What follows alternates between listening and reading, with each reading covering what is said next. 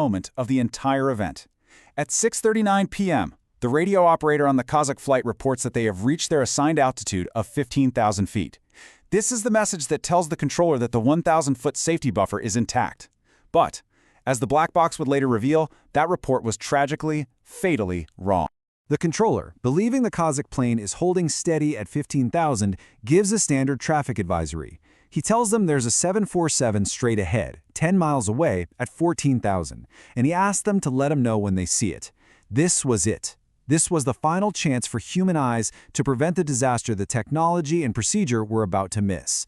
There was no reply. In the aftermath, surrounded by all that wreckage, the investigation began, and the entire aviation world was asking the same exact question. The controllers set up a 1,000-foot gap. The pilots acknowledged their instructions. So, what on earth went wrong? Yeah, that was the puzzle. 1,000 feet is a huge vertical distance. For two planes to hit each other, that entire buffer had to have just vanished. The answers, the devastating answers, would be locked away inside the black boxes, the cockpit voice and flight data recorders. The most crucial finding was this. When the Kazakh radio operator reported being at 15,000 feet, the flight data recorder showed they were actually still above 16,000 feet and coming down fast. The pilot never leveled off. For reasons we'll just never fully know, he just kept ascending, busting right through his assigned altitude and flying directly into the path of that 747.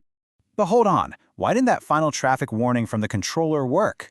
Well, this is where a second major factor comes into play, the language barrier. See, the Kazakh flight crew only spoke Russian. All of their communication had to go through a radio operator who was translating everything from English. So when the controller gave that final urgent warning, there was a delay. Precious seconds were just evaporating in translation.